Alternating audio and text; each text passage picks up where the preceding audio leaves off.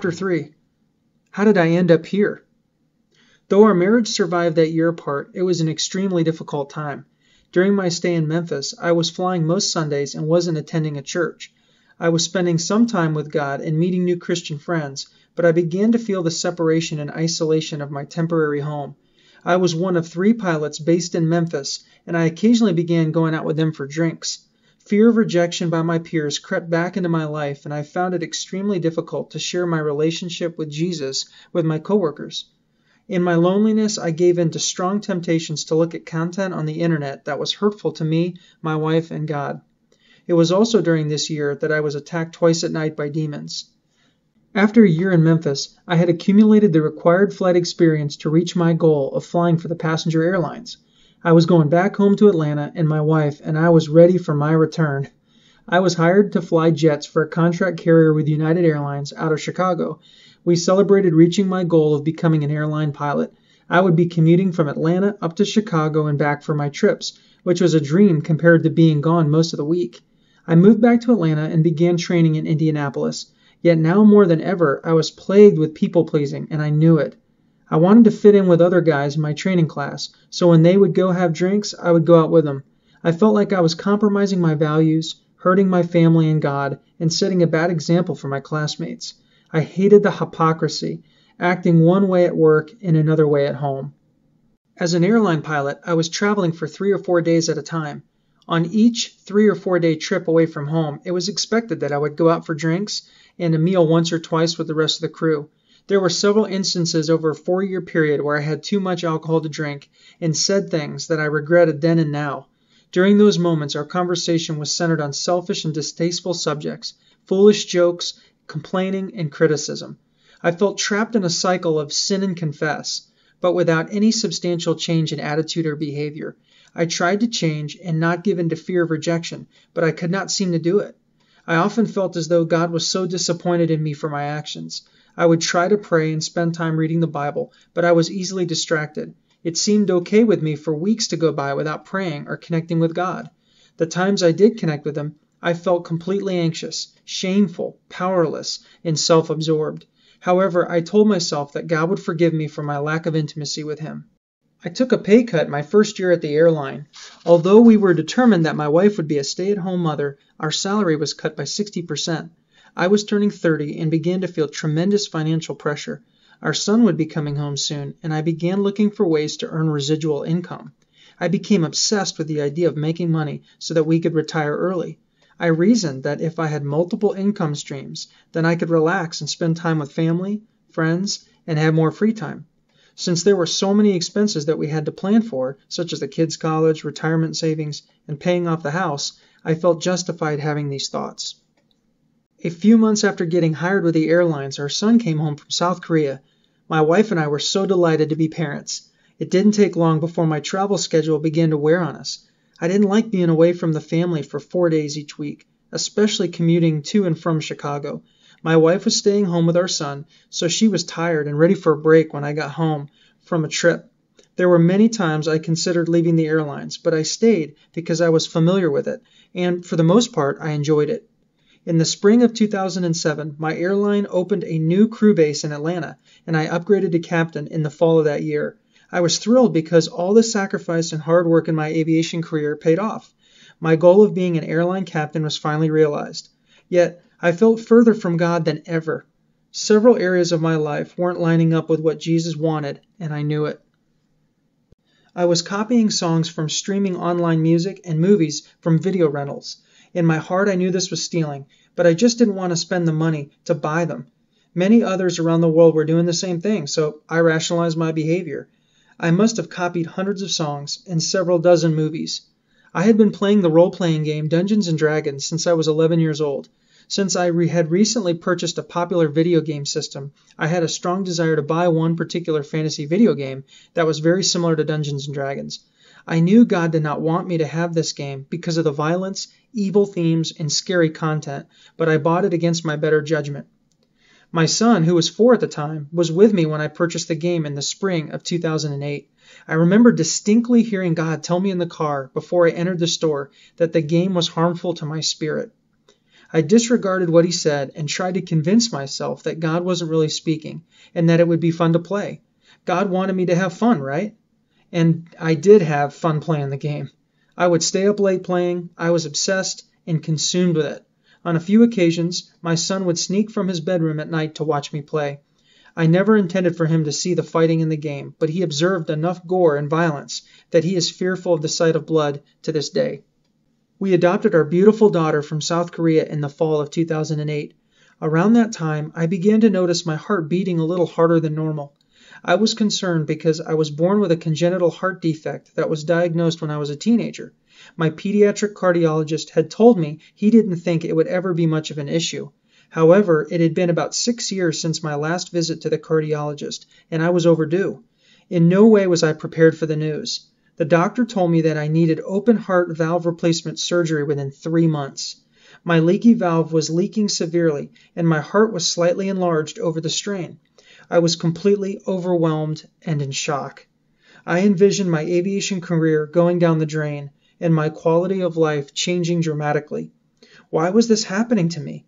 I expected this to perhaps be an issue when I was in my 60s or later, but never when I was 34 years old. With me out of work, how would we pull this off financially? Alongside my surprise and sadness was fear of a major surgery and the pain and length of the recovery. At the end of 3 months, I went on medical leave from the airline and had the valve replacement surgery. In addition, before leaving the hospital, I had a pacemaker implanted to help correct an irregular heart rhythm I developed after the surgery. The U.S. Federal Aviation Administration, FAA, guideline for a person in my situation was to take a mandatory 6-month break. Then I could begin the process of getting my medical certificate reinstated. My road to recovery was beginning, and my goal was to get back to flying as soon as possible. Chapter 4. Back to work? Yes and no. After 3 weeks of recovery, I was feeling better physically. I could lift light objects and occasionally carry my daughter. I was regaining my strength and stamina slowly. However, during recovery, I began having a lot of annoying migraine headaches. While waiting to return to flying, I launched a foreign currency trading company. In my zeal for an early retirement and residual income, I taught myself how to effectively trade currencies, became a registered commodities trader, and created the marketing materials and website. It gave me something to focus on while I was out of work. We were concerned with how we would fare financially as we had almost no income during the 7-month recovery process. Yet miraculously, we never touched our savings. Initially, I received 6 weeks of short-term disability insurance. We were blessed by God as our family and friends gave us gifts and brought us groceries and other necessities. We were completely provided for. One friend even made me a training partner in a short-term project with his aviation distance learning company. God was providing in an amazing way, and our faith grew. 7 months from the day of my surgery, March 18th of 2010, I received a letter from the FAA reissuing my medical certificate. We were so grateful that I was going back to flying. I was so energized and thankful to be done with surgery and the recovery and be back in the flight deck again. I passed my flight and simulator check flight. However, it seemed like my body was less tolerant of stress as I continued to get ocular migraine headaches, which would cause a temporary loss of vision. I began getting so many migraines that the joy of my return to flying was quickly replaced with fear of losing my vision in the cockpit. I was comforted in May when my pilots' union secured a loss of medical insurance policy for our pilots. This policy would help replace a pilot's income if he or she was unable to fly for medical reasons. Knowing firsthand the stress and insecurity of being out of work, I gladly signed up for the policy. At the same time, my confidence as a pilot was getting so low that I decided to take the month of July off to see if stress or diet was to blame for the headaches. I felt depressed that I was getting so many headaches that were affecting my career and my life. In the middle of my month off, I met with my friend Alex to pray and ask God to heal any spiritual aspect of these headaches. I reread Dr. Neil T. Anderson's book, The Bondage Breaker, and I began to suspect that there was a demonic component to these headaches. I led myself through prayers renouncing the many sins of my life and announcing what was true of me as a child of God in Christ. Some huge changes began taking place in my life. These amazing God-centered changes reminded me of when I was wrestling to surrender my life to Jesus back in college. First, I destroyed the violent fantasy game and other books. I now clearly understood that they contained occult themes and satanic interests. Secondly, I confessed and destroyed all my stolen music and videos. Thirdly, I renounced and found freedom from lust in my overfocus on early retirement. Finally, I began to see the reality that there was a spiritual battle for my soul. God was always there calling to me to return to Him. He put the bondage breaker in my path as an instrument to directing me back to Him. I began to again feel the closeness of a loving Father who longs for us to know and love Him. My heart felt so light, brimming with joy, love, and clarity. In August, I returned to flying, yet I continued to have the same agonizing experiences of losing my vision and being disoriented because of the migraine headaches. My confidence to effectively and efficiently manage flights was greatly eroded. By the end of August, I knew in my heart I just couldn't fly for the airlines anymore, and I made the uncomfortable yet necessary decision to take another medical leave. Was this really happening again? What was God doing with me? Where was He taking me? Chapter 5. Renewal. Though I was going on another medical leave, this time I sensed that it would be permanent and that God was behind the move. I was leaving my career of 10 years and source of income, and I didn't know what the future held. It seemed as though I was reconnecting with my heart's true desire to completely respond in joyful obedience to anything God had for me. I remember feeling this apprehension and excitement as if I was preparing to bungee jump without the cord. I knew that God was going to catch me at the bottom, even though I couldn't see the bungee cord. Being in this position was requiring a lot of faith, and honestly, it was exhilarating. Where were our finances coming from? I didn't know, and that was okay. What was I going to do with my life?